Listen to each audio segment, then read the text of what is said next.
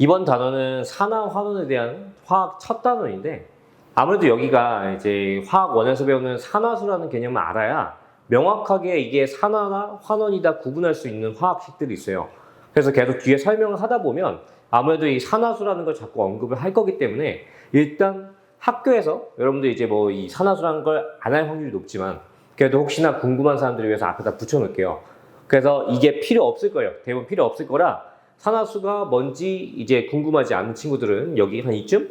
여기다가 지금 이 산화수 설명이 얼만큼 진행될지 모르기 때문에 대충 얼만큼 뒤에부터 본 통합과학 내용이 진행되겠다라고 이제 시간을 올려둘게요. 그래서 이 파트부터 들으시는 게 좋을 수도 있어요.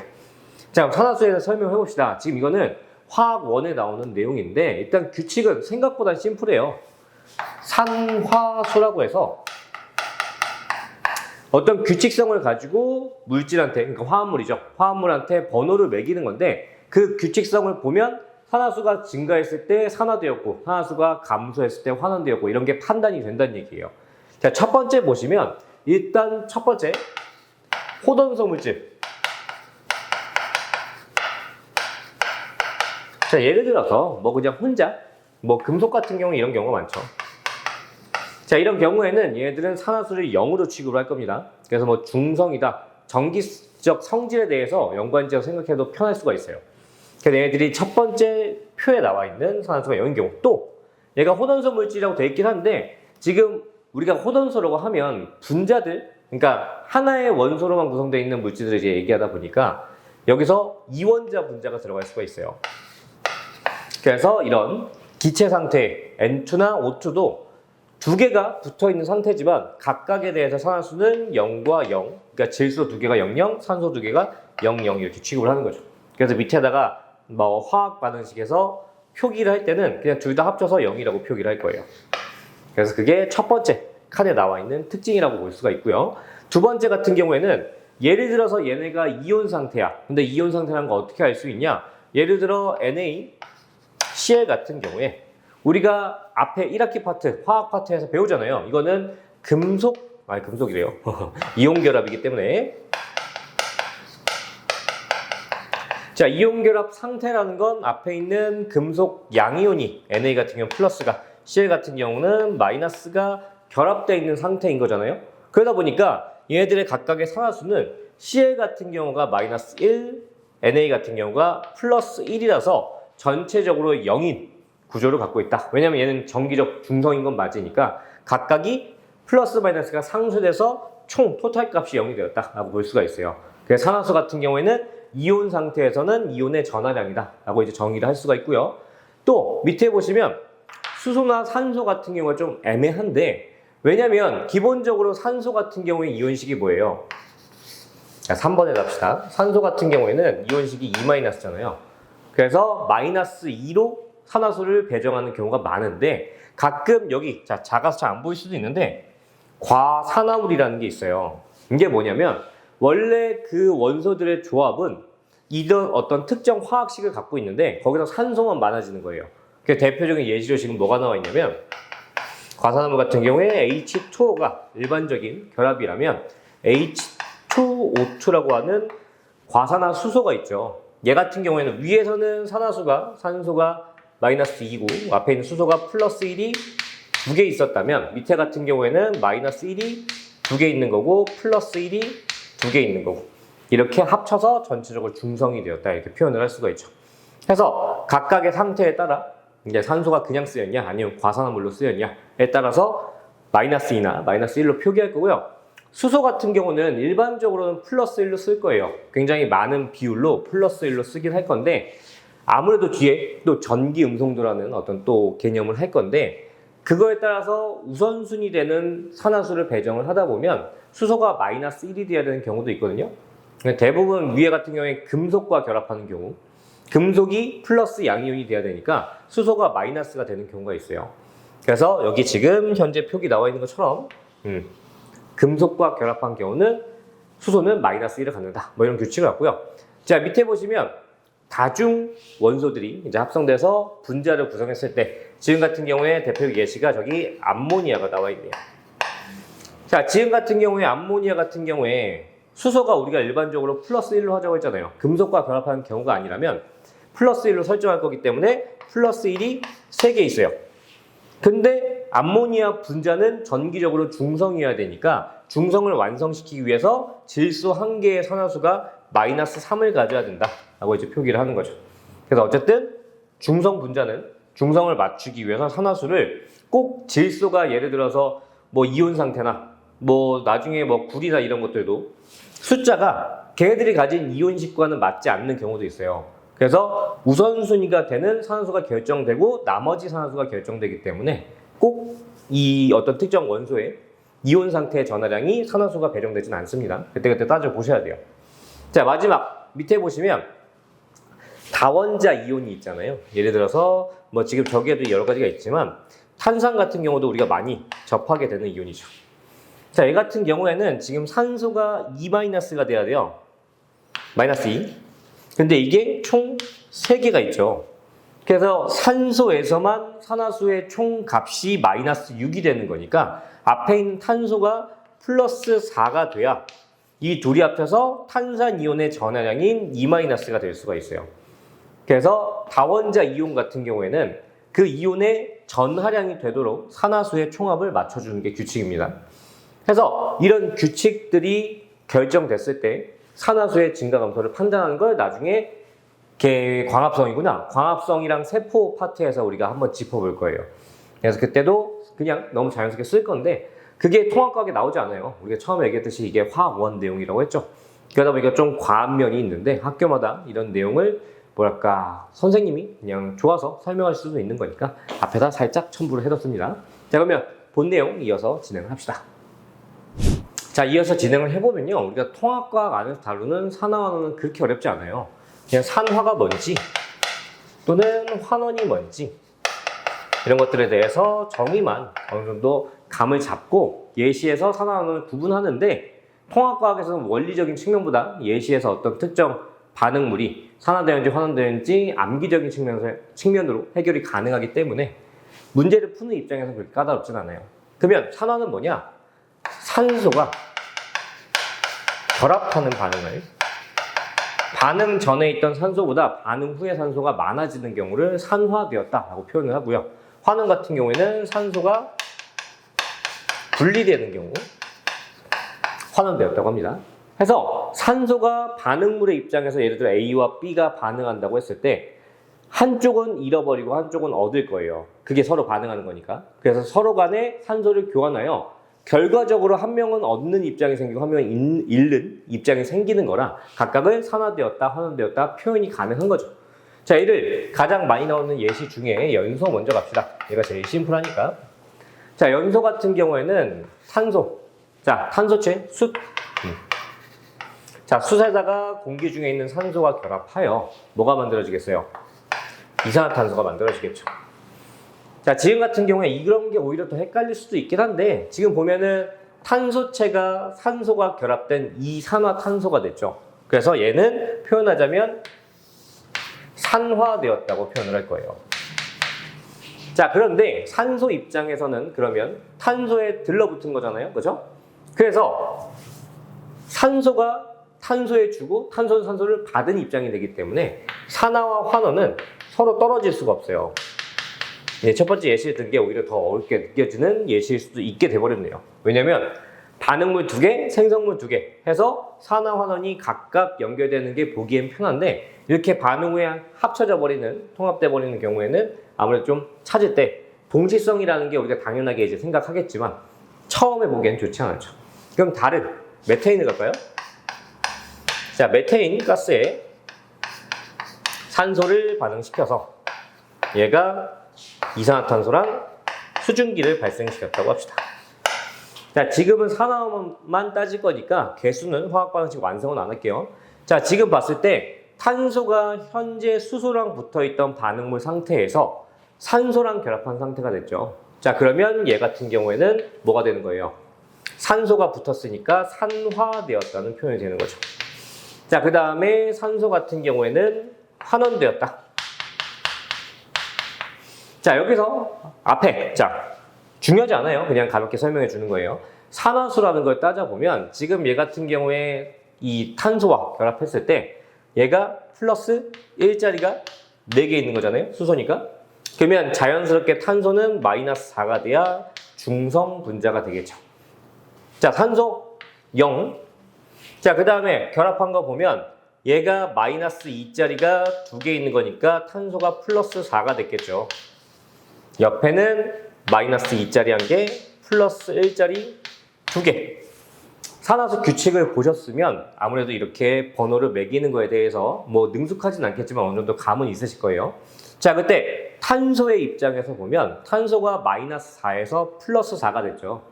그래서 산화수를 결정하고 났더니 전이 후랑 비교했을 때 작고요. 후가 커지죠. 이렇게 증가하는 경우는 우리가 산화되었다고 판단할 수가 있고, 밑에 산소 같은 경우에는 산소의 산화수가 0이었는데 마이너스가 됐으니까 감소해서 환원되었다고 볼 수가 있어요. 이럴 때 사용하라고 있는 게 산화환원의 산화수입니다. 그래서 지금 같은 경우에는 산소의 이동이 보이니까 굉장히 단순하게 쉽게 산화환원 관계를 찾을 수 있지만, 만약 이게 복잡한 경우에는 이렇게 숫자를 매겨서 증가 감소를 따져서 확인할 수 있다. 이런 걸 계속 강조를 하는 거예요. 몰라도 돼요. 어쨌든 이게 본격적으로 나오는 거 화학 원에서 나오는 거니까 통합과학에서는 이 정도까지는 필요가 없습니다. 자, 여기서 한 가지 명칭에 대해서 짚고 가면, 산화되는 물질, 지금 메테인 같은 경우에는 산소를 환원시켰죠. 그러다 보니까 메테인의 입장은 환원제라고 볼 수도 있는 거예요. 자, 제가 제품할 때 제자인데 본인과 반응하는 물질을 환원시켰다, 이런 느낌이거든요. 그래서 이제 지문을 보다 보면, 문제를 보다 보면 특정 물질이 환원제로 사용되었다라고 하는 이제 지문이 나올 수 있는데, 환원제 같은 경우에는 반응한 애를 환원시킨다 또는 본인이 산화된다, 이렇게 표현을 할 수가 있어요. 그럼 자연스럽게 산소 같은 경우에는 뭐라고 표현이 되는 거예요? 얘는 산화제다, 이렇게 표현이 되는 거죠. 그래서 본인이 산화되면서 환원되는, 반대로 얘기했네요. 상대방을 산화시키면서 본인이 환원되는 물질을 산화제라고 하는 거죠. 해서 산화든 환원이든 산화제든 환원제든 전부 다 반응물에 대해서 표현하는 용어예요. 그래서 반응 후가 뭔지는 중요하지 않아요. 뭐 예를 들어서 지금 이 연소식인데 이산화탄소가 환원되었다, 물이 산화되었다, 이런 표현은 다 틀린 겁니다. 지금은 반응물의 기준에서 표현을 하셔야 돼요. 알겠죠? 자, 이게 가장 많이 나온 예시고, 두 번째로 많이 나온 걸 넘어가 볼게요. 자, 지금 광합성과 호흡에 대한 화학식을 띄워놨는데 보시면 아시겠지만 지금 이산화탄소랑 물이 포도당과 산소로 결합되는 화학 반응, 여기에서 지금 산화환원이 써있지만 과연 이산화탄소에서 포도당이 되는 게 산소가 늘어났는지 감소했는지는 판단이 어렵죠. 그냥 단순하게 볼까요? 지금 이산화탄소에는 개수까지 맞추면 총 산소가 12개가 있었어요. 근데 지금 여기 보면 6개가 남았죠. 이런 식으로 산소가 감소했기 때문에 환원되었다. 또는 지금 탄소, 산소, 화합물의 화학식만 보면 1대2로 결합해 있던 상태에서 탄소와 산소가 6대6이니까 1대1로 결합하는 구성 합성 비율이 감소했다. 그래서 환원이다. 이렇게 알려주긴 하지만 이건 암기라는 노하우적으로 알려준 거고, 얘를 제대로 계산을 하면, 자, 보시면 산소 같은 경우에 지금 마이너스 2가 2개 있었겠죠. 그러다 보니까 탄소의 산화수가 플러스 4가 됐을 거예요. 그러다 보니까 여기 오른쪽 포도당의 화학식에서 보면 마이너스 2자리가 총 6개가 있죠. 자, 그러면 옆에 있는 수소가 플러스 1자리가 12개가 있다면 이미 중성이네요. 그럼 탄소 입장에서 몇이 돼요? 12, 마이너스 10이랑 플러스 12가 만나서 이미 중성을 이뤘으니까 앞에 있는 탄소 산화수가 0이 되겠죠. 그래서 산화수 입장에서 보면 지금 현재 탄소가 플러스 4에서 밑에 탄소가 0이 됐어요. 자, 구분이 힘드니까 얘랑 얘를 구분을 해서 비교해 보면 플러스 4에서 0이 된 거니까 감소했죠. 그러다 보니까 이산화탄소가 포도당이 된 건데 그 변화 과정은 화학 반응 입장에서 환원이다 라고 표현을 할 수가 있어요. 또 옆에 있는 물의 입장에서 보면 물 같은 경우에는 마이너스 2와 플러스 1이 2개 있는 상황이었는데 얘가 산소가 됐잖아요. 그러면 산소는 분자 상태니까 산화수가 0일 텐데 산소가 마이너스 2에서 0이 된 거니까 증가한 거죠. 음수에서 0이 된 거니까. 그래서 증가한 입장이다 보니 산화되었다 이렇게 표현을 할 수가 있습니다. 그래서 왜 산화냐, 왜 환원이냐 설명할 수 있지만 이게 통합과학 입장에서는 설명이 참 힘들어요. 그래서 약간 정신 건강을 위해 여러분들은 그냥 단순하게 암기를 하는 건 지금 단계에서는 추천을 합니다. 암기라고 하는 어떤 공부 방식이 굉장히 좀 사회적으로 부정적인 이미지를 갖지만 나쁘지 않아요. 당연히 뭐 아는 게 있어야 뭔가를 풀고 응용도 하고 하잖아요. 기본적인 배경 지식을 채우는 걸 우리는 암기라고 합시다. 알겠죠? 자, 밑에 광합성이랑 완전 반대로 화학 반응이 진행되는 게 세포 호흡이라고 볼 수가 있는데, 보시면 아까 환원되었던 포도당이 이번에는 이산화탄소로 되면서 산화되는 걸 볼 수가 있어요. 그래서 위에 있던 반응 과정 완전히 뒤집어졌다 이렇게 생각하시면 좀 암기할 때 하나만 외우면 되니까 편할 거라고 생각을 합니다. 이해되시나요? 산소도 아까는 산화됐는데 뭐에서? 물에서 H2O에서 O2가 될 때 산화되었다고 표현했는데, 지금은 산소에서 물이 되는 과정이 환원되었다 이렇게 표현이 되잖아요. 그래서 화학 반응식만 뒤집어지는 게 아니라 산화됐던 건 환원되고 환원됐던 건 산화되는, 서로 산화도 뒤집어졌다 이렇게 생각할 수가 있습니다. 자, 그래서 얘는 대표적인 예시니까 당연히 암기를 하시는 걸 추천을 하고요. 다음 이제 철의 재련, 가장 중요한 거 세 번째로 넘어가 봅시다. 자, 지금 보시는 게 철의 재련이라고 하는 재료탑 그림이 있고 옆에 화학 반응식까지 같이 띄워놨는데, 일단 뭐부터 필요하냐면 위에 있는 탄소, 여기서 이제 코크스라고 나오죠. 지금 그림이 작아서 안 보일 텐데 코크스라고 하는 여기 있어요. 코크스라고 하는 명칭이 순수한 탄소체다 이렇게 생각하시면 돼요. 코크스를 넣어서 위에서 산소를 넣었는데 이게 불완전 연소가 일어나면 일산화탄소라는 게 발생을 합니다. 일산화탄소. 자, 이게 주입된 철광석과 코크스가 동시에 주입됐지만 일단 코크스가 위에서 상대적으로 밀도가 작기 때문에 위에 떠서 공기 중에 있는 산소와 반응한 뒤에 일산화탄소를 형성을 하는 거예요. 자, 얘네는 산화원을 따져보면 지금 탄소 같은 경우가 산소를 얻은 과정이니까 여기 산화라고 써있죠. 그러면 굳이 위에 표현은 안 돼 있지만 반대쪽은 환원이라고, 우리 산화 환원은 동시성을 갖는다. 그래서 산화가 결정되면 반대쪽은 환원이다 이렇게 표현할 수가 있잖아요. 자, 밑에 여기가 이제 본격적으로 이제 불순물이 섞여 있는, 이제 자연 상태에서 불순물과 함께 철광석이라고 하죠. 이제 산화되어 있는 산화철을 얻을 수가 있는데 거기서 산소를 제거하고 순수한 철을 얻는 과정이라고 보시면 될 것 같아요. 자, 그래서 방금 만들어진 일산화탄소를 그 안에 넣은 철광석 속에 산화철과 반응시켜서 순수한 철을 얻어낼 거예요. 자, 그렇게 치면 철의 입장에서는 산소가 제거됐기 때문에 환원됐다고 볼 수가 있고요. 옆에 반응한 일산화탄소 입장에서는 이산화탄소가 됐으니까 산소를 얻어서 산화가 되었다고 볼 수가 있죠.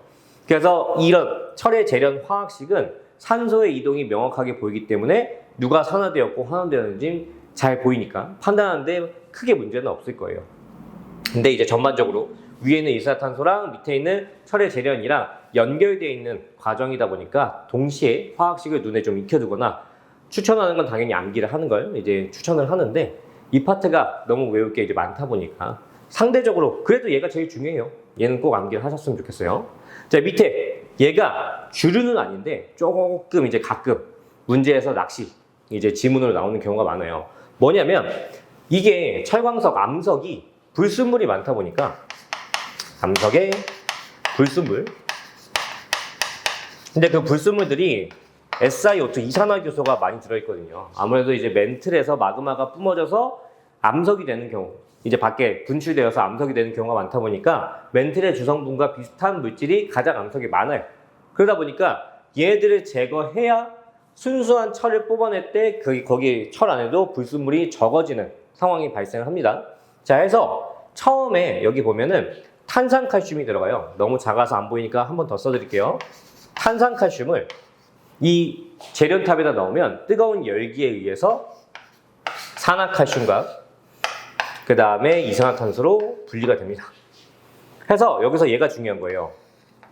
자, 얘가 이제 들어온 불순물과 SiO2랑 반응을 하여 CaSiO3 얘가 만들어지거든요. 우리가 얘를 슬래그라고 부를 거예요. 찌꺼기입니다. 이제 철의 대련탑에서 밑에서 나온 불순물 찌꺼기인데, 자, 이때 이게 교과서상 이 안에서 발생하니까 제시가 돼서 우리 눈에 익어버렸단 말이에요. 그래서 얘까지 산화환원이라고 생각할 수가 있는데, 얘는 산화환원 반응이 아니에요. 얘는 산화수를 따져보면 당연히 증가 감소가 명확하지 않아요. 명확하지 않다는 게 좀 애매하니까 안 됩니다. 증가 감소가 안 보여요. 그렇기 때문에 변화가 없기 때문에 얘는 그냥 일반적인 화학 반응식, 모든 화학 반응식이 산화 반응, 환원 반응을 구분할 수 있는 건 아니기 때문에 거기에 속하지 않는다, 이렇게 알고 계셔야 돼요. 그러니까 철의 재련 파트에서 산화환원은 일산화탄소를 만드는 과정과 산화철에서 순수한 철을 분리해내는 과정만 산화환원으로 묶을 수가 있고, 불순물 제거, 슬래그가 만들어지는 과정은 산화환원이 아니다, 이렇게 분류해서 암기를 하시면 될 것 같아요. 그래서 이거 다시 한번 강조하는데, 제발 얘를 보기에서 산화환원에 같이 묶어서 고르지 않았으면 좋겠어요. 자, 그러면 이거 지나서 지금까지는 계속해서 산소가 출입하는, 결합하거나 분해되는 산화환원을 따졌다면, 그거 외에 이제 고등 과정에서 다시 추가가 되는 얘네 전자가 이동하는 경우에도 산화환원을 따질 수가 있거든요. 걔에 대해서 한번 다뤄볼게요. 자, 지금 보시면 영어로 나와 있다 보니까 좀 보기 불편할 수도 있는데 한번 살펴볼게요. 이게 뭐냐면 이온화 경향성이라는 거예요. 네이버 같은데 검색을 해보시면, 이런 제목으로 검색하시면 볼 수 있는 자료인데, 과거부터 이제 내가 학생일 때부터 여러분들이 이런 것들을 이제 계속해서 주문처럼, 노래처럼 암기할 때 활용하는 자료였는데, 칼카나마, 아라철리, 준합수구, 이제 수은백금, 이런 식으로 16개의 원소들을 순서대로 나열을 합니다. 자, 여기서 제일 유명한 게 아무래도 구리랑 구리 어딨죠? 구리랑 은이 되겠죠. 자, 이게 우리가 교과상 가장 많이 나온 예시긴 한데, 둘 중에 누가 커요, 지금? 구리가 은보다는 이온화 경향성이 더 크도록 지금 서열에 나와 있잖아요. 그렇죠? 그러다 보니까 무슨 일이 생기는 거냐면, 둘 중 하나가 이온 상태고 다른 하나가 원자 상태라면, 근데 그게 지금 서열에서 뒤집혀 있다면 이 서열에 맞도록 이온화가 발생한다는 얘기예요. 그래서 자, 이온이 들어있는 수용액에 구리가 들어가는 거예요. 구리 조각이. 그럼 보세요. 은은 이온 상태고 구리는 원자 상태란 말이에요. 그러다 보니까 구리가 더 경향성이 큰데 아직 이온 상태가 아니에요. 그러다 보면 은보다 구리가 더 이온이 되려고 할 거란 말이에요. 그러다 보면 구리가 이온이 되기 위해서는 전자 두 개를 버려야겠죠. 근데 이 전자가 수용액에서 이렇게 전자 상태로 혼자 남아있을 수는 없으니까 무슨 일이 생기냐? 이 전자를 은 이온이 가져가는 거예요.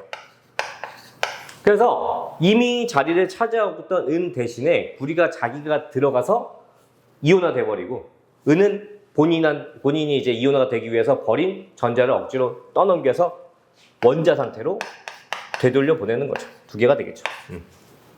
이해되시나요?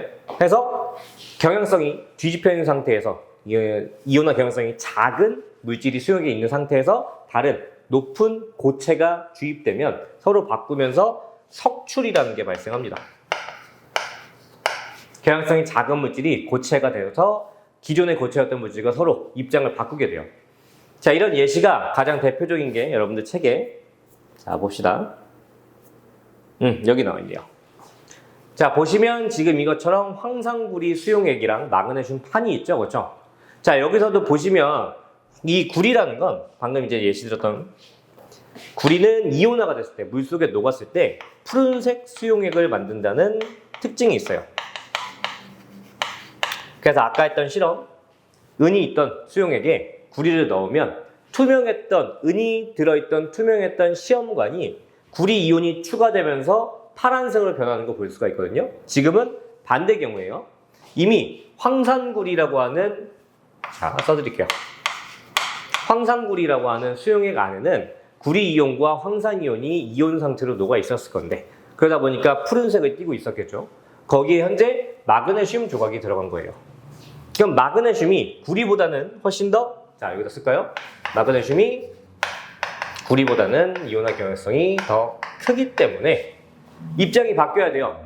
그래서 마그네슘이 녹아들고 이온이 형성돼 있던 구리는 전자를 얻어서 석출되고 이런 과정이 일어날 겁니다. 그래서 우리가 생각해도 구리랑 알루미늄은 겉보기에 색깔도 다르잖아요. 해서 은회색의 이제 알루미늄 표면에 갈색을 띠고 있는 구리가 점점 덮이는 걸 볼 수가 있어요. 그래서 점점 이 잠겨 있는 부분이 두꺼워지겠죠. 자, 또한 구리 이온이 제거될 거니까요. 구리 이온이 원자가 되어서 알루미늄 판에 들러붙을 거니까 전체적인 수용의 색깔이 푸른색이 옅어지는 걸 볼 수가 있죠. 그래서 구리 이온이 증가하냐 감소하냐에 따라서 우리가 기존 이제 앞으로 풀 문제들에서는 푸른색이 짙어진다, 연해진다 이런 것들에 대한 변화를 판단을 하셔야 돼요.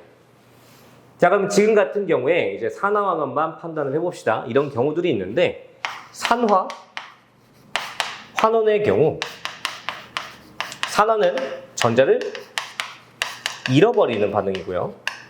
환원은 전자를 얻는 반응이에요. 그러다 보니까 산소랑은 반대죠. 산소는 얻을 때가 산화였고 잃을 때가 환원이었는데 전자는 반대라고 계속 강조해서 되뇌이시면 돼요. 자, 그러다 보면 첫 번째 예시에서 다시 돌아가서 정리하고 두 번째 예시 정리하고 마무리를 할게요. 자, 처음에 은이 구리 조각이랑 만나서 구리는 이온화가 됐어요. 즉 전자를 잃었어요. 그러면 구리 입장에서는 뭐가 된 거예요? 구리 입장에서는 산화가 발생한 거죠. 전자를 잃었으니까. 근데 그 버린 전자를 은 이온이 받았잖아요. 그래서 은으로 석출된 건데 그러다 보니까 은은 전자를 얻은 거니까 은 이온이 환원되었다. 이렇게 표현을 할 수가 있습니다. 자, 또한 두 번째 예시 보세요. 자, 지금 보시면 구리가 자 여기 써있죠. 밑에 써있으니까 여기다 할까요? 이건 지우고. 자, 현재 구리 이온 상태에서 구리가 됐어요. 그러려면 전자를 얻어야겠죠. 그래서 표현상 환원이라고 써있는 거고요. 마그네슘이 구리가 얻어간 전자를 줄 거니까요. 전자를 버릴 거니까 전자를 버리는 산화다. 이렇게 표현을 할 수가 있어요. 그래서 산화환원 이렇게 판단하면 될 것 같습니다.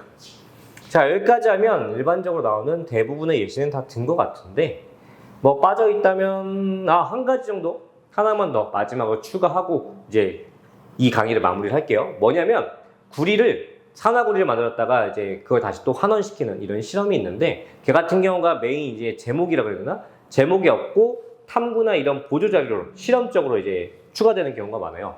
그래서 목차에 없다 보니까 지금 순서상 뒤로 밀렸는데 마지막으로 걔까지 하고 이 강의를 마무리를 할게요. 자, 넘어가 봅시다. 자, 이 자료인데 보시면 아시겠지만 순수한 구리를 공기 중에 있는 산소와 반응시키도록 높은 열을 가해주면 얘가 산화구리가 만들어질 거예요. 자, 두 개의 CuO가 만들어지겠죠. 자, 이때 구리 같은 경우에는 산소를 얻었으니까 산화되었다라고 표현할 수가 있고요. 산소 같은 경우에는 반대로 환원되었다 이렇게 표현할 수가 있겠죠. 자, 그러면 여기서 주의사항을 이제 짚고 넘어가야 되는데 보시면 겉불꽃이라고 보이시나요? 우리가 알코올 램프를 보면 대개 이제 불꽃 색깔 같은 붉은색이 있고 가스 색깔 같은 푸른색이 있어요. 그래서 겉불꽃이라고 하는 바깥쪽 부분이 있고 속불꽃이라고 하는 안쪽 부분이 있어요. 자, 지금 위에 있는 이런 구리의 산화 과정은 겉불꽃에서 일어나야 됩니다. 자, 이유가 뭔지를 이제 서술형에서 물어보는 경우도 있어요. 문제 지문이나. 얘 같은 경우가 겉은 산소가 풍부하기 때문에 공급된 열에 의해서 연소가 잘 일어나요. 그러다 보니까 온도가 높다라는 특징을 갖고 있어요. 속불꽃 같은 경우에는 겉에서 연소가 일어나면서 산소를 많이 소모해 버리다 보니까 온도가 충분히 올라갈 수가 없어서 상대적으로, 물론 뜨겁죠. 상대적으로 온도가 낮다. 이렇게 표현을 할 수가 있어요. 자, 그렇기 때문에 처음에 뭐 이렇게 할까요? 자, 처음에 겉불꽃에서 산화시킨 구리를 속불꽃에다가 더 깊숙하게, 자, 여기 속불꽃 있죠? 더 깊숙하게 집어넣으면 산화구리가, 자, 알코올 램프에 들어있는 에탄올도 전부 다 탄소화합물이잖아요. 거기서 공급된 탄소화합물과 이제 불완전 연소라고 해야 되나? 탄소체가 만들어져요. 그룹이라고 할까요? 이런 탄소체와 반응하여 Cu가 온전히 환원이 되고 두 개 있어야겠는데? 두 개. 이산화탄소가 발생을 하는 거죠. 자, 그러다 보니까 산소가 아니죠. 구리는 환원이 됐겠죠. 산소를 잃었으니까. 자, 반대로 탄소체 같은 경우에는 산소를 얻어서 산화가 일어났겠네요. 그래서 각각의 불꽃의 영역에서 어떤 반응이 일어나는지, 그 반응에서 누가 산하고 누가 환원인지 이런 것들도 시험 문제에서 많이 나온 예시니까 꼭 암기를 해두시면 좋을 것 같아요. 자, 이게 다른 방식 실험은 뭐가 있냐면 산화는 똑같아요. 산화는 그냥 불에다가 이제 산소랑 반응시키면 되니까 상관없는데, 환원 같은 경우, 자, 여기에 보이시나요? 여기에 나와 있는 것처럼 시험관에다가 산화구리, 검은색 산화구리를 넣어놓고 탄소가루, 흑염가루 있죠? 흑염가루 섞은 다음에 거기를 밑에 알코올 램프나 이런 열원을 통해서 가열을 시키는 거예요. 자, 그러면 당연히 여기서 발생한 기체가 뭐가 나와요? 지금 같은 경우에 이산화탄소가 나오죠. 그래서 밑에 뭐가 있어요? 석회수가 있어요. 그럼 어떤 변화가 있다? 석회수는 이산화탄소랑 만나서 뿌옇게 된다. 원래 석회수는 투명한 용액이잖아요. 뿌옇. 근데 거기에 이 이산화탄소가 들어가서 탄산을 형성하면 탄산칼슘이라고 하는 이 뿌옇게 만들어지는 원인이 석회물질인데, 탄산칼슘. 얘가 형성되면서, 앙금이 형성되면서 색깔이 흰색으로 탁하게 변하는 걸 볼 수가 있어요. 그래서 이산화탄소가 발생했다까지 확인할 수 있는 실험 장치다. 이렇게 보시면 될 것 같아요. 그래서 이 파트가, 산화원 파트가 화학원에서는 다시 또 나오는 산화수로 인해서 본격적으로 좀 체계적으로 원리를 따지면서 공부를 하지만, 통합과학에 나오는 산화원은 예시, 지금까지 한 4개 정도 있었거든요. 이 예시 안에서 누가 산화되고 환원되는지만 판단할 수 있으면 이 관련 통합과학 수준의 문제는 다 풀 수가 있어요. 그러다 보니까 어떻게 보면 본질적인 이해보다는 암기를 통해서 해결이 가능한 파트고요. 이 통합과학이라는 책이 전반적으로 다 그런 식이죠. 이해보다는 당장은 뭐 이런 게 있다, 소개하고 암기하고 그거에 대해서 테스트하고. 그래서 본 내용을 알고 싶으시면 이 화학원에도 대단한 마지막 단원이 있거든요. 그래서 그 단원을 공부를 하시고 하는 건 뭐랄까 좋긴 한데 좀 욕심이 있을 수가 있다. 지금 우리가 시험 기간을 앞두고 이런 부분도, 산화수를 이제 가볍게 배우는 것도 힘든데 본격적으로 공부하려고 하면 힘드니까요. 마무리를 하자면 예시 다 외우세요. 자, 그리고 지금 내가 따지는 않을 건데, 지금 이 파트에 관련된 이제 마지막 교과든 문제집이든 마지막 목차에 산화원은 예시들이 있어요. 실생활 속에 예시들이 있는데 꼭 암기를 하세요. 왜냐면 원래 이 단원이 뒤에 산, 염기, 중화 반응까지 묶여 있잖아요.